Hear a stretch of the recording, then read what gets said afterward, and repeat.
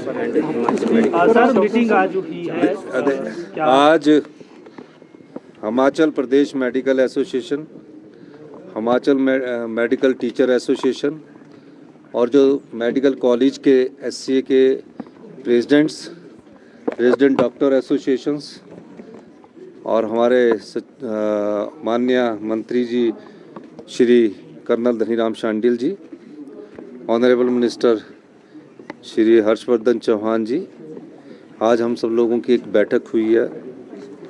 कुछ मुद्दे रखे एसोसिएशन ने भी रखे। हमारी उनसे एक नाराज़गी थी। वो नाराज़गी ये थी कि बिना संवाद किए हमारे जो एससीए स्टूडेंट्स हैं, हमारे जो उन्होंने स्ट्राइक की है। तो मैंने पूछा कि आपने बात क्यों नहीं की। तो कन्फ्यूजन ये था कि जो कॉन्ट्रैक्ट पर लगे हुए हमारे डॉक्टर हैं उनका भी एनपीए बंद हो गया है। तो हमने वो स्पष्टीकरण दिया कि जो कॉन्ट्रैक्ट पर लगे हुए डॉक्टर है उनका कोई एनपीए बंद नहीं हुआ है। फिर हमने पूछा कि आपने स्ट्राइक क्यों की। तो स्ट्राइक करने वाले जो डॉक्टर थे उन सबको एनपीए मिल रहा था। तो उनकी कुछ मांगे थी। उन सब मांगों के बारे में हमने विचार विमर्श किया, जिसमें जो प्रिंसिपल्स को पावर्स की बात है उस संदर्भ में हमने नीतिगत फैसला किया है कि उसको कॉलेज के डे रूटीन्स के काम चलाने के लिए फैसला किया कि उनको उस पावर को डेलीगेट किया जाएगा। दूसरा, कुछ कैडर का इश्यूज़ है। उस कैडर के इशू में प्रमोशंस के इश्यूज एफिलेटेड है, उसको भी सरकार ने कहा है कि हम इसको जो भी उसमें गलतियां हैं उसमें सुधार करके उसमें आगे बढ़ा जाएगा, डीपीसी की जाएगी। और तीसरा इशू हेल्थ मेडिकल कॉरपोरेशन में वो बात सही भी है कि जो हमने हेल्थ मेडिकल कॉरपोरेशन बनाया उसमें तो जो हमारे डॉक्टर हैं उनको एक्सपर्ट उनको किस चीज़ की ज़रूरत है उनको उस कमेटी में शामिल किया जाएगा। और चौथा जो जिनकी अभी रिक्रूटमेंट नहीं हुई है और जिनकी रिक्रूटमेंट नहीं हुई है, जो बच्चे एससीए के प्रेसिडेंट, उन्होंने हमसे मांग की कि हमको एनपीए मिलना चाहिए। तो हमने बोला आपको नौकरी मिलनी चाहिए कि एनपीए मिलना चाहिए।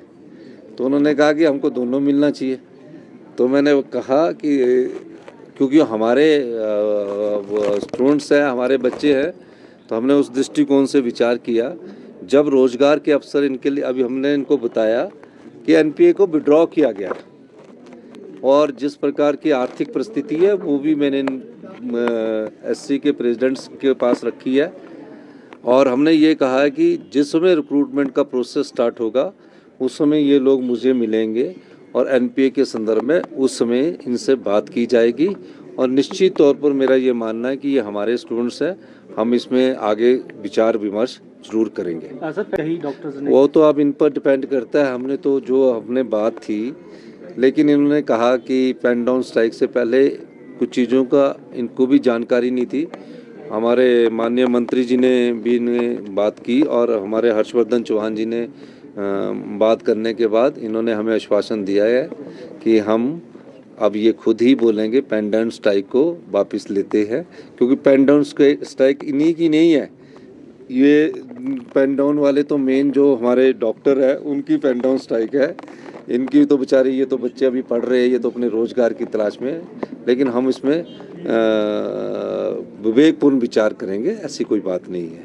सर, क्या हुई थी उसमें आज आपका एक स्टेटमेंट भी आया है कि उसमें पेंडेंसी जो है उसको जल्दी किया जाएगा। नहीं, मैंने कहा है कि जो कमीशन में गलत भर्तियां नहीं है उसका रिजल्ट मेरे को लगता है कि बाकी सारे काम छोड़कर, मैंने कोई 25 दिन पहले इस कहा था, ये जो कमीशन के जो बच्चों ने पेपर दिया है जिनको रोज़गार मिलना है, उस दृष्टिकोण से उनके रिजल्ट निकलने चाहिए। तो उन्होंने मुझे आश्वासन दिया कि हम जल्दी ही इनके रिजल्ट निकाल देंगे। सर, जो नया बोर्ड बनना है उसके लिए कोई टाइम? देखिए, उसमें दीपक सानन जी के संदर्भ में कमेटी बनी है।